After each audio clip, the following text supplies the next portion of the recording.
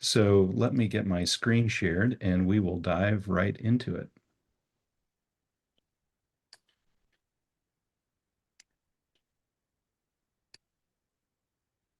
All right, Artem, am I sharing appropriately? Yep, all good. Okay, good deal. Get my Zoom tools moved around here.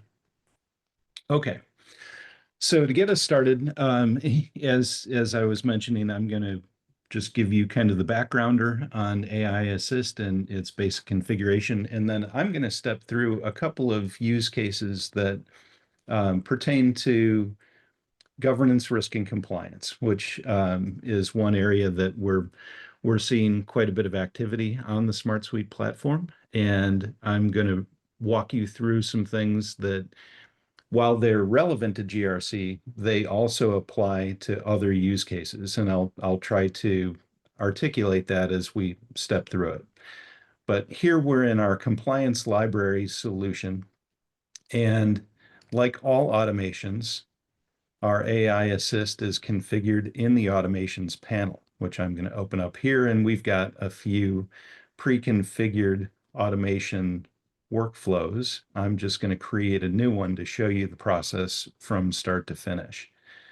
So when I add my automation, you always, as with any automation, you start with a trigger, and we'll just select an arbitrary one here when a record is updated.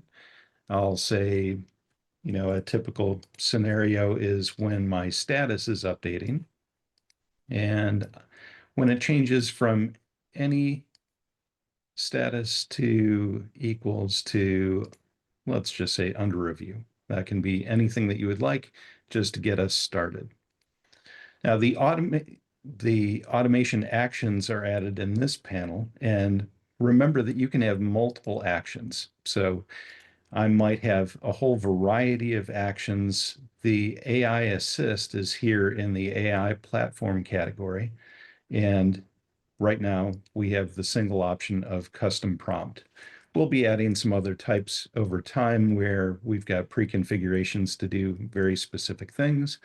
But we started with custom prompt to give you the most flexibility in your workflows. And you'll see how that comes into play here in just a minute. So once we have the custom prompt action added into our automation, the very first thing that you want to do is configure the platform and the model. We take a little bit of a different approach than some other providers in the space, in that we allow you to bring your own LLM. And what that means is we support all of these different platform providers, from OpenAI all the way down to xAI, Watson, and so forth. Um, when you select one of these or hover over it, you can see all of the different models that we're supporting from that platform. So let's say I wanted to use Google Gemini and maybe their Flash model. When I select that, it then prompts me to configure it. So as part of this bring your own LLM approach, you have to provide us with the key, and then you can name the connection. I have one pre-configured here that we'll use just for demonstration purposes. Once you have that key in place, then you can always adjust the model that you want to access in the course of performing this particular AI action. One thing to note here is that you could have multiple AI assist actions in the same workflow, and they could potentially use different models. And the reason that that's important is that different models are good at different things. And we've tried to provide you with a little bit of insight. You can see here, if you look closely, we've got some icons next to a number of the model names indicating, hey, this model supports images. It also supports PDFs. And then you can see with the dollar signs, we're trying to give you a sense for the relative cost of using that model. So Some of these, and there's a little bit of a description here too, to show that, this particular model is fast, it's affordable, it's good for simple tasks, it's relatively inexpensive, and it supports images and PDFs. So let's just select one. And now we get into the real meat of configuration.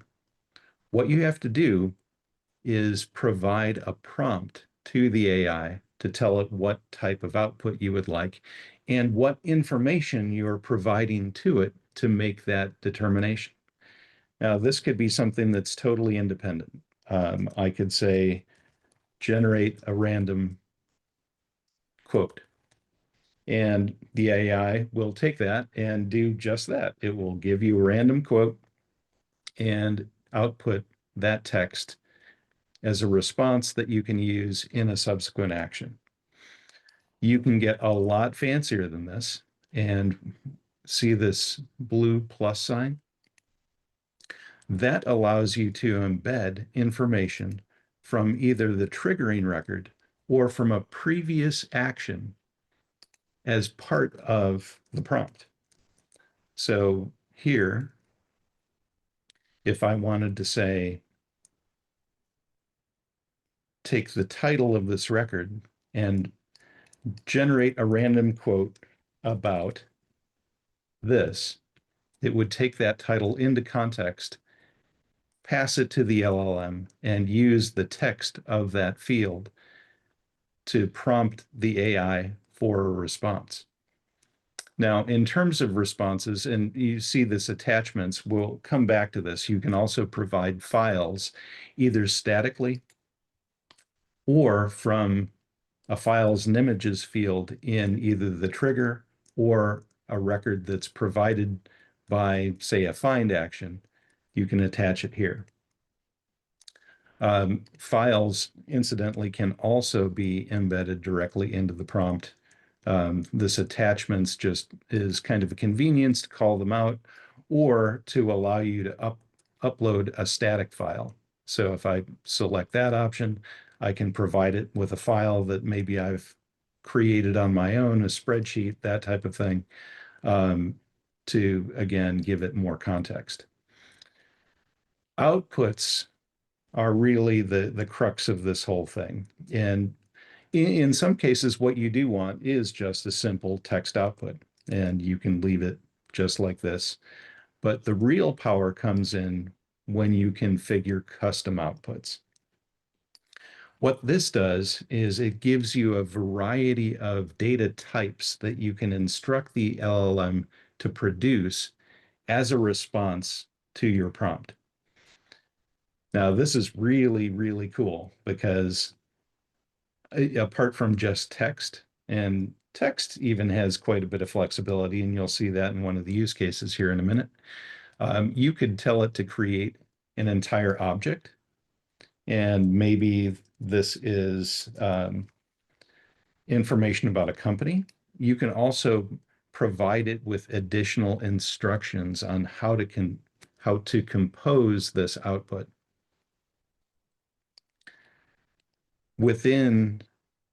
Now that I've said that this is an object, I can then create additional properties, and maybe this is name. And I could also give it a property employee count. Anything that fits your scenario, you can map it out. And what we do behind the scenes is, as part of the prompt submission to the LLM, we kind of put some additional instruction and formatting to tell it how to interpret both the field data as well as how to structure the output so that it mirrors this format that you've specified, so that in a subsequent action, and let me add one here. Let's say we wanted to go update a record.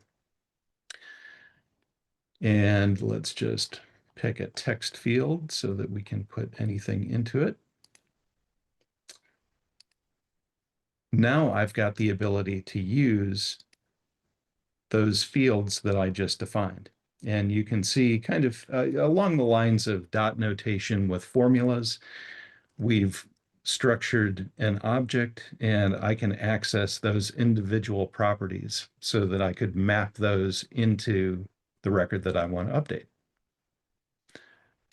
So I'll pause there. Artem, do we have any kind of baseline questions before I drill into one of the specific use cases? No, the chat has been quiet so far. So I Okay. guess you may proceed. Yeah, with some. All right. So let's take a look at a specific use case then.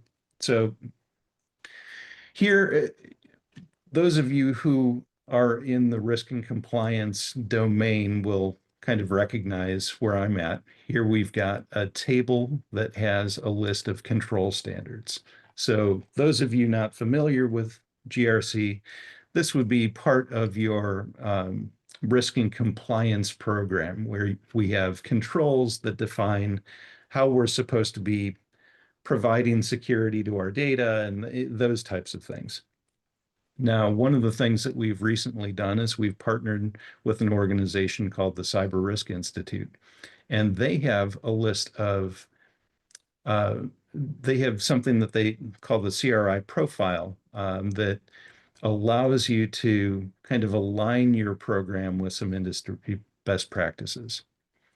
Now, if you have a pre-existing library of control standards, it would be useful for you to know which of those apply to these individual statements from the CRI. But there are many of them. Here we can see that we've got 1,200 different controls. There are a couple of hundred profile references. So that's kind of a big task. What we're doing here is we're going to put AI in the middle and allow it to help us do those mappings. So let's see what that looks like. If I drill into this pre-configured automation, you can see that when link to CRI is equal to yes, that's my trigger, which we just did with the toggle in that grid view. Here we're using an OpenAI O3 Mini model to process this prompt. And let's take a look at the structure of this prompt. One of the first things that I would recommend that you do is you give the prompt some context. In this particular instance, I'm saying you, as the AI, are a compliance expert. I'm going to give it some background information about the CRI profile. Here, I'm telling it that it's contained in the attached PDF. And as we saw earlier, we have the ability to upload a file. The CRI profile data is fairly static. So instead of going and getting it dynamically from the system every time I want to run this, I'm just going to have that available as a PDF so that it can be quickly referenced. The second part of the prompt is telling it about the outputs, and I'm going to reinforce that down here in my text output. But I stated in the prompt, just for good measure, that what I want it to do is find the CRI profile reference, get it as a string, and then delimit the individual items with a semicolon. I'm doing that for a very specific reason, because here in our update, what we're trying to do is create linked records. The linked record field itself has the ability to parse values. And specifically, it will parse a string by using that semicolon to denote individual items in the list. Now, there are a couple of different ways to do this. I could do a fancier custom output where I'm telling it that what I really want to do is create an array of strings. But in this case, it's easy to just tell it, hey, give me a list, use semicolons to separate that list, and then I can just use it in that field directly. The other thing that I'm doing in this particular scenario is I'm telling it about the contents of the PDF. Now, you don't necessarily have to do this, but it really helps to dial the AI into the specific data that you're providing it. So I'm telling it about the header row. I'm giving it a sample record so that it gets familiar with the structure and can more easily search for what you're looking for.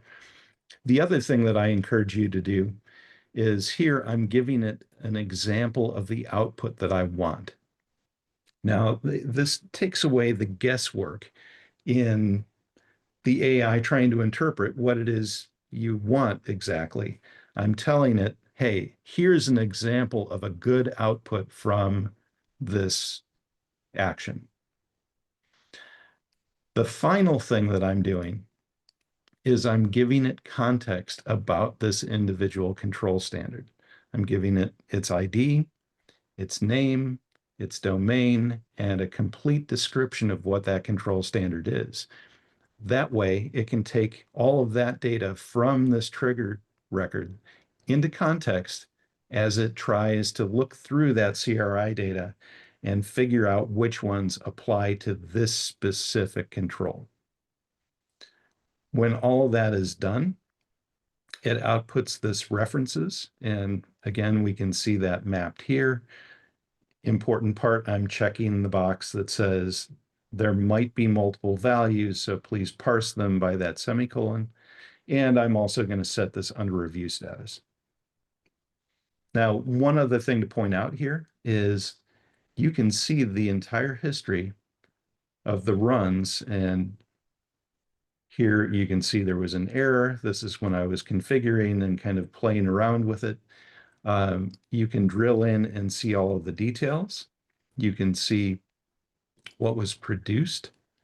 Here's the prompt. Here is my reference list. And hey, you can see the semicolon in between. And you also see how many tokens were used with the AI. That incidentally, that bit of information is usable by you as an output. So if I go back here and I look at the things that the prompt is providing, I can always get the prompt text. I can get the outputs that I defined, and then I can get the number of used tokens. So here we've got the references, we've got the under review, and you can see the final output is linking all of those individual references to the originating control. Okay, so this is one approach that leans into the file attachment approach, and that's really good. I would recommend using this approach for data that doesn't change very frequently. So if you've got a larger amount of data that's relatively static, a list of controls, a list of employees, a list of any other company data that is relevant to this process, you can provide it to the AI and they can just consume that as a PDF document or an image or whatever's appropriate to the individual scenario. I'll pause there. Artem, do we have any questions about this approach or the prompting? Well, we have some questions. Okay, for example, is any of this activity kept in a log for monitoring and analysis later on? That's a question from Rick. Okay, yeah, the history log provides that. You can see every run and you can drill back into the details. Any changes that are made to your records by the AI will also be logged in activity history. So if I take a look at this, I can see which automation ran, and then I can see the change that that automation made in the record. And that's applicable to any automation action, not just the AI, but AI falls under that same mechanism and all of its actions are logged. Okay. Then Sarah raised a security-related question. Mhm. is there a way for admins to control AI models that are used and maybe be able to turn some of them on and off? That is a great question. And I've got a little bit of a forward-looking answer to that. Currently, you have to be a solution manager or an admin to configure these. So it's not available if you don't have that level of permission. What we're going to do in the future, and we've already got something on our roadmap for this, is we're going to allow the admin to administratively configure the AI models.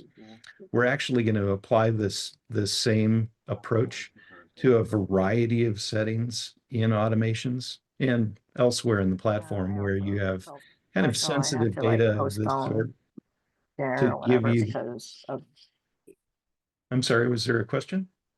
Yeah, I don't know, but it looks like that someone's mic is on and we're hearing. Ah, gotcha.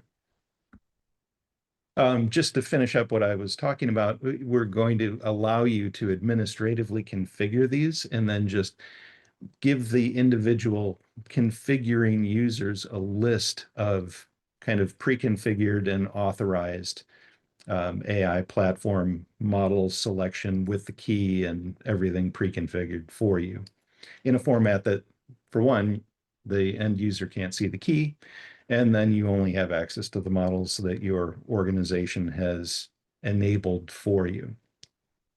So great question. We are moving rapidly in that direction to give you that control and flexibility. Yeah.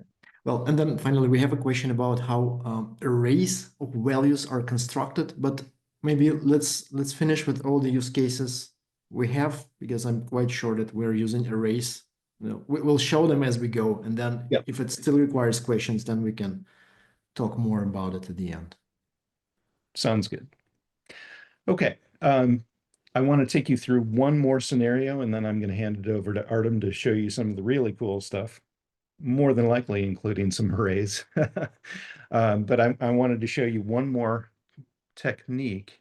And this particular use case, I'm still in the GRC domain. So here I have a list of policies, and those policies need to be linked to their relevant control standards. Again, that can be kind of a manual, tedious process. So I constructed an AI flow to help me with it. And it shows a couple of different techniques. For one, the trigger is when a button is clicked. So back here, you can see that we've got a button field, and in its configuration, I can open it up here, you can see that it executes an automation, and you can click right there to go to it. And here you see our map detect type controls to this individual policy. So that's all you need for the trigger. You can specify more conditions here if there needs to be a gate, say, is this thing ready for AI analysis? But here you can see that the AI action isn't first.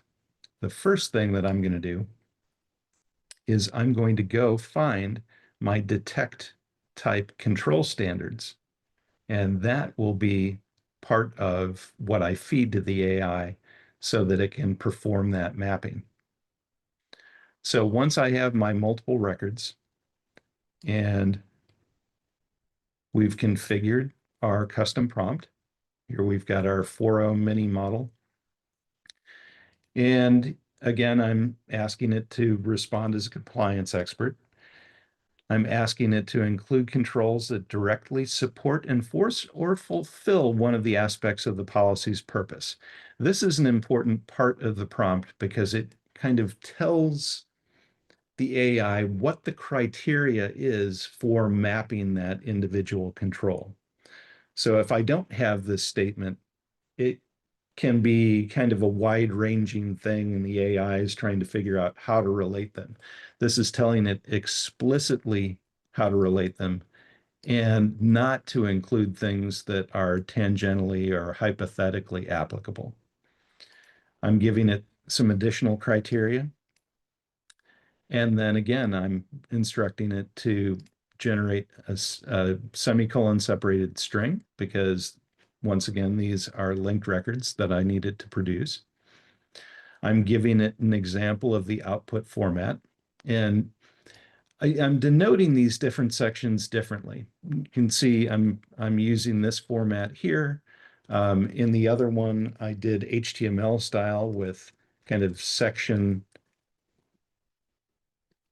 and then end section. Both of these work well. I find that it generally helps to make the AI better understand which elements go with what piece of your prompt. Um, you may have your own techniques. I just find that these are really handy. Here I'm giving it background information about the policy. And then this is the really cool part. So we have the results of this find. What do I do with it? Well, up here in our field chooser, I've got all of these fields from the trigger. But in this case, what I really want are the records that I found in control standards. And if I click into it, I've got all of those fields available. So I picked the ones that I think are relevant to this analysis, including the title, the control ID, the standard name, and a description. These look like individual items, but what actually happens behind the scenes is because this is a multiple find, all of those records that are found will be included with these fields. So behind the scenes, we construct kind of a JSON set of data that's an array that contains all of these items. And all of that data is passed along to the AI. Now, you want to be thoughtful about this.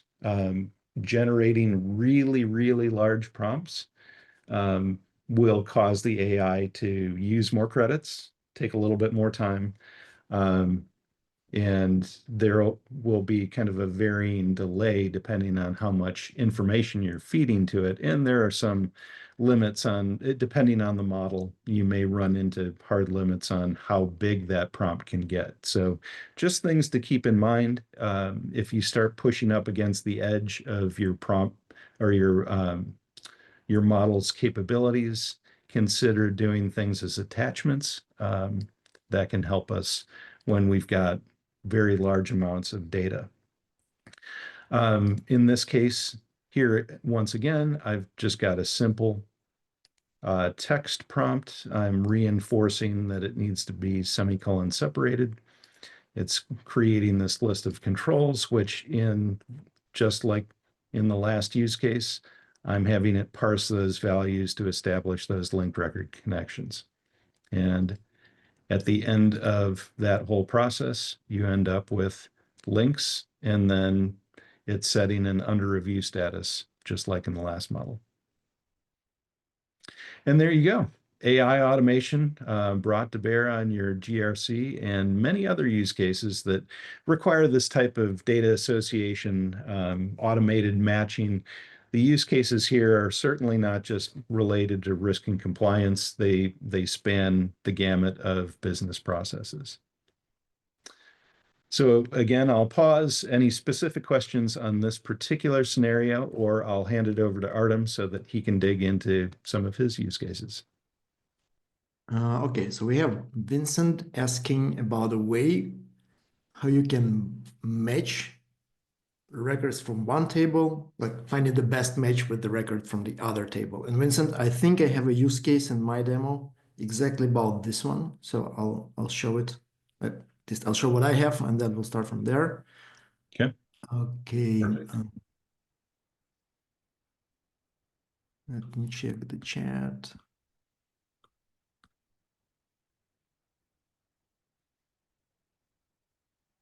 Does the data stay localized when AI looks at it, or is it added to their public domains? My concern when using this is that company sensitive information will be made public by the AI model. So the data is going to be transferred to the platform and model that you specify. And in this case, this is kind of the public O3 mini model run by OpenAI. Now, when you connect to individual platforms, say I want to connect to Azure AI, you're specifying an API key as well as the API endpoint. So if you have a custom AI deployment on Azure, you can specify it here. So it's kind of the answer is yes. We are sending the data wherever you have configured the data to be sent, but those may be, and here you can see like Watson, project ID, API endpoint. Those may be models that you have configured privately, and in that case, all of the data will stay within that model and not be communicated to some public model that's just out on the internet. All right. All right. I am going to stop sharing so that Artem can get his set Yeah, up and okay. ready to go. So I'll start from here, and actually I will kind of continue what Peter was showing. And I think my main goal of this use case, or a couple of use cases that I will present, is to emphasize on really how you configure the inputs and how you configure the outputs, right? Because now everything you have in between, like talking to AI models, sending a prompt, yeah, well, that's kind of nothing special about it. But the core value of the AI action lies in this ability to define the right inputs, to build them, and then construct the right outputs and use them as well. Okay. So in this use case that I have here, I have 3 AI automations, or 3 field agents, if you will, and they will help me to automate the hiring process. So the workflow I have in mind starts when people apply for a job through a form. So they will provide their name, a cover letter, upload a CV, an email, but that doesn't really matter. Then on the other side, I have a table that stores the list of open vacancies. So it has a title, has a job description, and it has skills required to obtain this position. And once the new form comes in, the first AI agent, first AI automation, has 2 tasks. First of all, it needs to scan the PDF and understand if whatever they've uploaded is even a CV, or maybe it's some rubbish that needs to be ignored. Then if it thinks that it is a CV, it will need to convert it to a text file, to a text value, for several reasons. Like, first of all, text values are searchable in SmartSuite, PDFs are not. And second of all, the value of this text field can then be easily and faster used in all the subsequent steps in the process. So it will do the check first, and then if it thinks that it's a CV and it converts it to text, it will update the status of the record and it will set it to CV accepted. And I will kick it off with the click of a button, and while it's running, I will just show you how I actually set it up. So I have 3 examples, and we go from simpler to more advanced as we progress. So this one is validate CV. And yeah, the trigger is when a button is clicked, but it could have been when a form is submitted, when status change, it doesn't really matter. What matters is this custom prompt where, excuse me, we ask it to act as a HR professional, of course. And as Peter was showing, we are feeding the model with an attachment. So I could go here like fields from trigger, and I will pick the CV. We will ask it to convert, and then we'll provide some formatting examples, because if it converts it to a text, it will tend to lose all the line breaks and stuff, but we tell it not to do it, so keep it readable. And then we'll instruct it to, like, if everything goes well, okay, you can either set it to CV accepted or CV declined. So we leave it with only 2 choices here. So that's the input part. Now, what do we do with the output? As the output, we expect to receive back 2 things. First of all, it's the field or the value of the CV converted back to text. So here I have it, and I always tend, and it's just a recommendation, to fill in those mini instructions as well. They are optional, but oftentimes it just helps AI to understand better what needs to go where in the structures, especially if you're building more complex outputs. So we say, okay, this is the CV, and then this will be our status, which can be either of these values. Okay. And then once we have it, the rest is very simple. We just update the triggering record and we store the output of AI. We put it back to the record. And that would end up the first part of the workflow. So we see this one changed to CV accepted, and we have ended up with having this nice looking text value. Then, once we have that, the other AI action will need to read this CV. It will need to read the cover letter that they provided, then go grab the details of this job, read the job description, read and understand job requirements, and then see if the candidate makes a good match with the advertised job, right? And when it makes a decision, we will ask it to provide 5 strong points about this candidate, 5 weak points, and based on that, make like a relevance score on a scale from 0 to 10, where 10 is a perfect match and 0 is a total disaster. So let it run, and I'll show you what we have inside. It's a process application. So in this case, we'll start with the find, because what we need to do first, we need to grab the details of the job. So we will go to the vacancies table, find a job that is linked to the triggering record, so our job submission. And once we have this information about the job, we can carry it over carefully to the prompt. And in the prompt, we start building this. So again, act as a HR manager, and we'll pull 2 values from the trigger. And Peter showed you how we can do it. So hit plus, fields from the trigger, and we can use all these properties that we have. It's the cover letter and the CV. And you see, it's already a text value, so we don't have to spend time in parsing the PDF and doing all this. So it's faster and it's cheaper to work with the text representation of that PDF. Yeah, and then we say, okay, so that's the information about the candidate. Here's the information about the job, description and required skills. And here we ask it to provide those strong points, weak points, and finally get the score. And then in this case, the output changes because now we have to, well, in this case, we need 3 separate things. The score, which is just a number, and that's what we tell it here. Put the number in here. And then we have strong points, weak points, just text fields, where it will list what it thinks comes out of this comparison.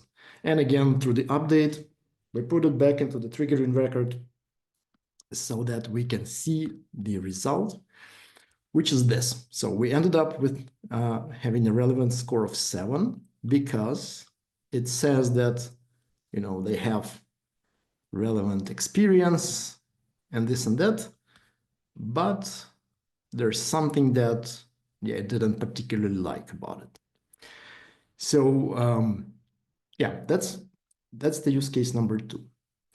And then finally, you see that none of my 4 candidates actually scored, like nobody hit a 10, like the 9 is the highest they can go. So now I have the third AI action that would try to give those guys like a second chance. So it will read through the records that I will mark as find better match. Let's say I will go this, and the 7th. Yeah, this one will keep like this. And so it will pick those guys. It will search through the other jobs that I have open. And that's what I will ask it, like, okay, so maybe you will find something that also might work for this person, knowing their skills, their CV, their experience, and knowing the requirements for the jobs that we have, right? And I will ask it to put it into the separate table so that the end result, I'm showing you what we're expecting to get. For example, for Sophia, who only had a score of 1 when she applied for mid-level backend engineer, this workflow proposed that she might apply for this job because, and I also asked her to explain why, because she has some Python skills, whatever. Doesn't really matter, but I mean, this text really, I mean, it makes sense. It explains the decision. So let me show you how this automation is composed. It's the find match. This one is really cool because it actually works, and this is very unique to this AI action, the implementation that we have. So here we will be working with the results of two find steps, and each find will bring multiple records. And then we'll have those two lists, and in the input, we'll feed it to the AI and let it process that. Right? So the first find goes and searches for the vacancies. It just goes through to the table and just grabs the list of whatever we have there. Then second find goes to our applicants table and searches for people who we marked as find better match. It just picks, filters by the status. It's very simple. Now, it has those two lists. In the custom prompt, we will tell it like, look, you have the list of people, the list of applicants. And this is what Peter showed you, how we can feed in a list to the UI, to the AI. Basically, what you need to do is you hit plus, and you will go and start pulling fields from either find. Yeah, so all I had to do was say, okay, I need from the applicants the candidate name, and puts it here as a single field, but under the hood, because the find returned multiple values, it actually puts in a list of names, a list of vacancies, a list of CVs, so on and so on. So we have this list here. Then down in the prompt, we tell it, okay, here's the list of vacancies. It goes the same way. And now do the match. Like try to see if something clicks, right? And yeah, we will also ask it to explain it. And now the output. This is where we need to use the array. So whoever is interested in it, just pay attention. So we expect to receive a list of people. So it's not one person, not one job, it's a list. It's an array, right? So that's why it kind of pushes us to start and define the array as a top level of this response. It's an array. And we can tell it in the instruction saying this is a list of matches between candidates and job openings. Okay. Now, this array will consist of combinations like people and a job or several jobs, a person and a job, person and a job. So these are objects. That's why we tell it it's not an array of text values. It's not an array of numbers. It's an array of objects, right? And then once we say it, we need to describe that, like what this object is. And that's where you go inside and you say, okay, this object will contain a name of a person, put the applicant's name here, put the title, and with the titles, again, it's something that Peter showed. You stole all my my fun stuff. So it will put the list of jobs, and we ask it to, because say it found 3 jobs, right? It needs to separate those, but we clearly tell it use a semicolon to do this, because in a later step we can parse the string and we can then tell like, okay, this is job number 1, job number 2, job number 3. And if it starts using any other, the parsing will not work. So that's why semicolon is important. All right. And finally, we'll add the explanation, like, okay, why did you decide that these jobs apply for this person? So before we move on, does this explanation make sense? So this is how you define, this is how you configure those arrays of stuff, arrays of objects.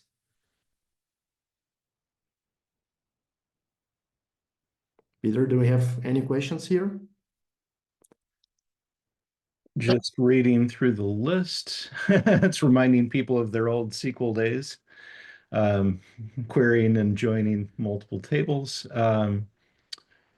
Let's see. In the CV matching example, if not clearly restricted, the CV data would be absorbed by the AI model, question mark. Subject to whatever the policies of that model are, I think it's safe to assume that most inputs to public LLMs will be used or potentially used for training. So definitely something to keep in mind when you're using an OpenAI or something of the sort that's a public model. Yeah. Right. But this is the part where I wanted to, pause and just make sure we're good at how we are composing those arrays. And yeah, and next step explains what we can do with those arrays. So imagine we'll get this list of people, every person gets some jobs that might work for them. Next thing is what we have to do. We have to create those records in the matchmaking table. So what we're gonna do, we're gonna use a looping action, and this list of objects, this array of objects, will serve as a source for the loop. So then we'll just iterate through every object in that list, and we will create a record for it. Yeah, and so we are creating a record in the matchmaker, saying that, yep, as a link to applicant, we'll grab from the current item in the loop, that will be the person's name. For the job title, it will be this field where you have job title separated with a semicolon. And that's why here we need to click on the parse values, because that's how it can separate string into chunks and create linked records for every chunk. That's what we want. And then we have the description. And basically that's it. So the result I already showed you. And yeah, in my test data, it just happened that every person got just one relevant vacancy, but I guess it describes the use case and how you can compare value or records from different tables and do the matching or the mapping or whatever based on certain criteria. Well, criteria, of course, will depend on your use case. Okay, so that's it for the hiring process. And then the second thing I have, it will take less time. It's about project management domain. And I will show you how can utilize AI action to create projects and tasks from templates, from project templates. Yeah, so imagine I have projects and every project will always be of certain type, 3 of them. Then in the task templates table, I have the task templates defined. So I say, okay, for this type of project, we'll need these tasks. They will need to go in this sequence, and every task will have a certain duration in days. And I have it defined for every project type. Now, what I want to achieve is by saying create tasks. I want to get all those tasks created. I want them to be linked through dependencies. So, first, second, fourth, and so on. And what's more important, all these tasks, the first tasks should start when the project starts. So it will use the project start date.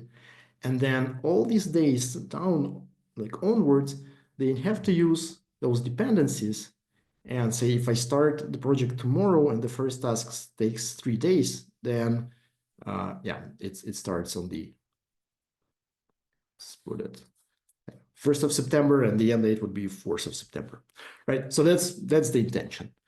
Okay, let me run it. And as it's running, I will show you what we have under the hood for it.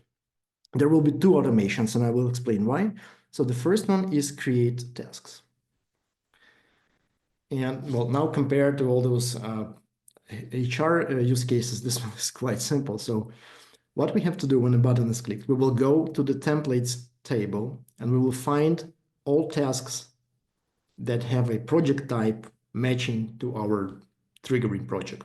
So, okay, which tasks refer to this project type? We'll get this list. Oh, it failed, right? Okay, then we'll compose a prompt saying that we have a list of tasks, and we will be feeding into the prompt data of this find step.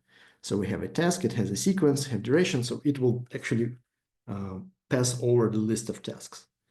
Then we also have the starting date of the project, And here we just instructed what it needs to do. Like, okay, take the start date of the project, calculate the end date of the first task, then take the next task and do it in cycle until you're done.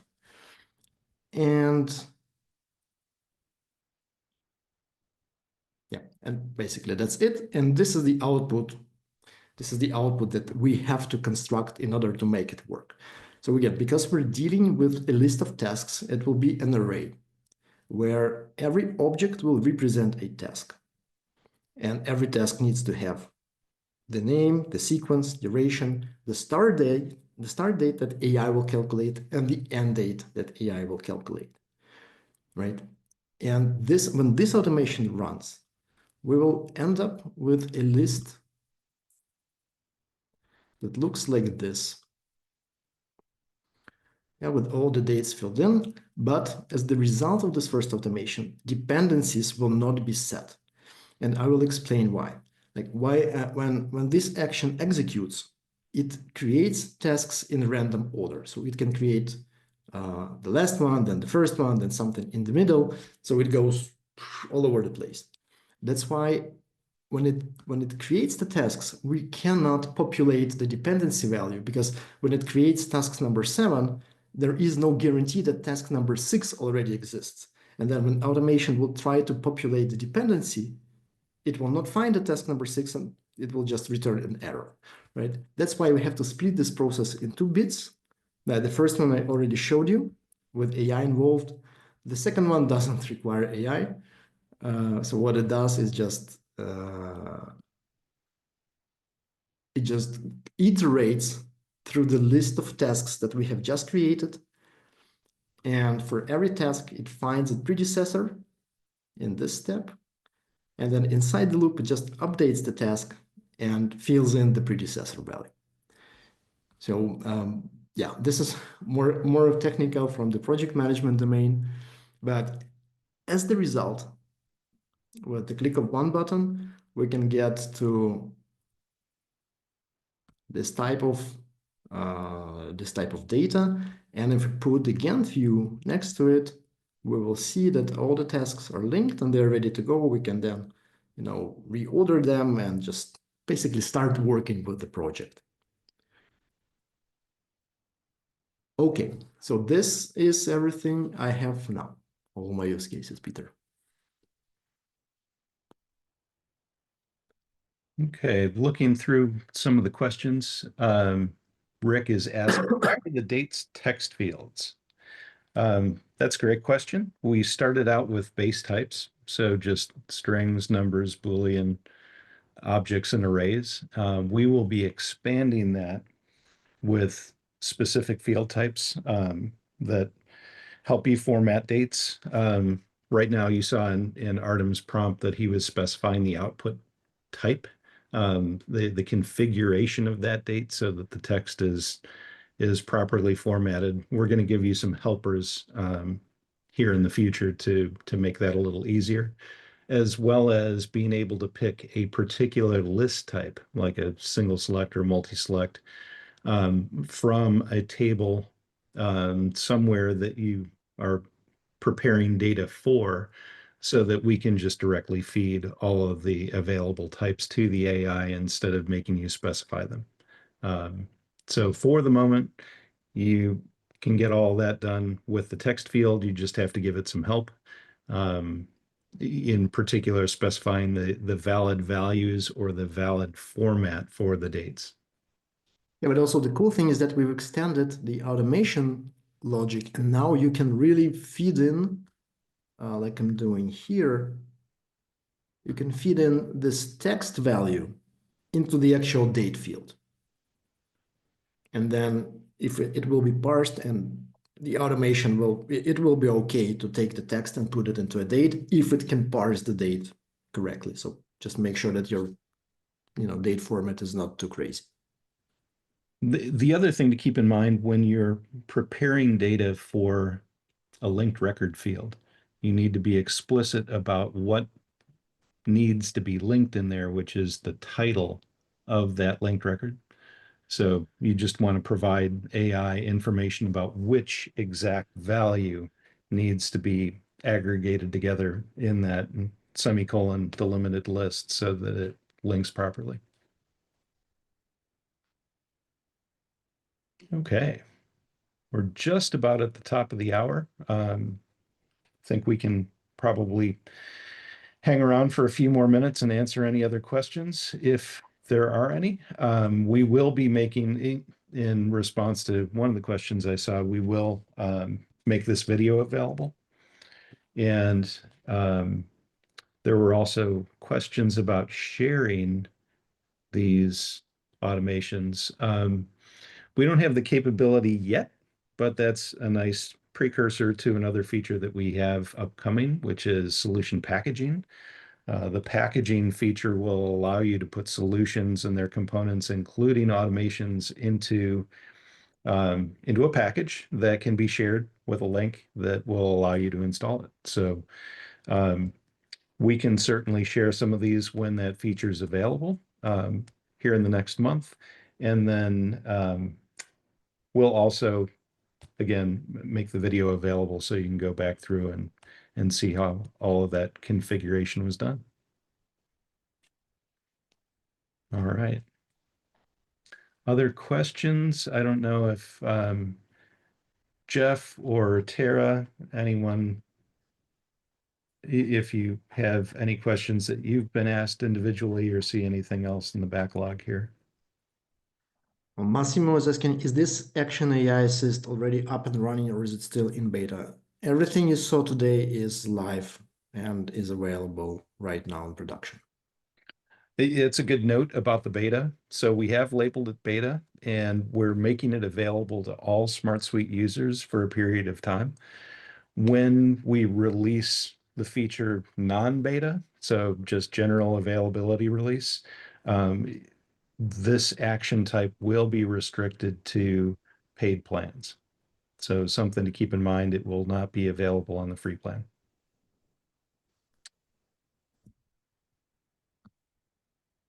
Will we eventually be able to test automations using real data in small batches?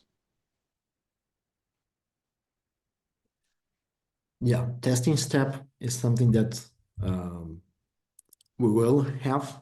We do not yet have a timeline on this, but of course, yeah, the more complicated those workflows get, yeah, the more important it becomes to test them before you actually publish and start to execute them live. Can you tell me more about cost of AI runs?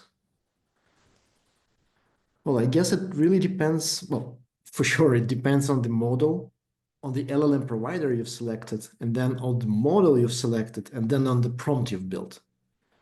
Of course, the heavier, the longer the prompts, if it involves a lot of parsing documents and stuff like that, it will consume more tokens. I don't know if there is an easy way to convert that to dollars.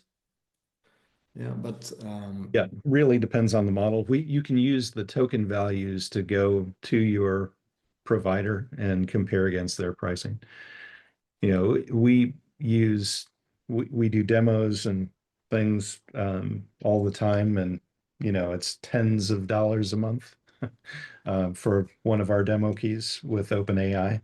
But again, your mileage may vary depending on the type and complexity and the number of times you run it. yeah, but let's not forget that AI becomes cheaper and cheaper and cheaper. Absolutely. We had two questions about, can it create a make.com blueprint? Make.com blueprints are JSON. So I suppose theoretically it could. It would depend on how you instruct the AI and if it has enough information or can find enough information on how to construct that format. Interesting question. I haven't tried it personally, but have a crack at it and let us know your results. Let's see.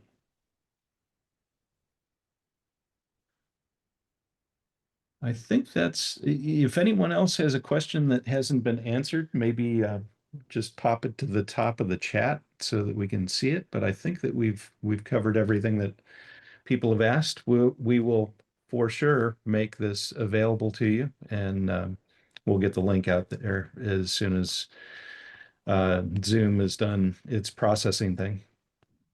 So thank you for joining us. We would love to have your feedback. Love to know the use cases that you're implementing. Shoot us notes or an email, or if you're in our partner Slack, send us notes in Slack. Just very curious to hear how you're using this and what the results have been. All right, everyone. Thanks Great. again, and we will do Great another talk. one of these soon. Bye.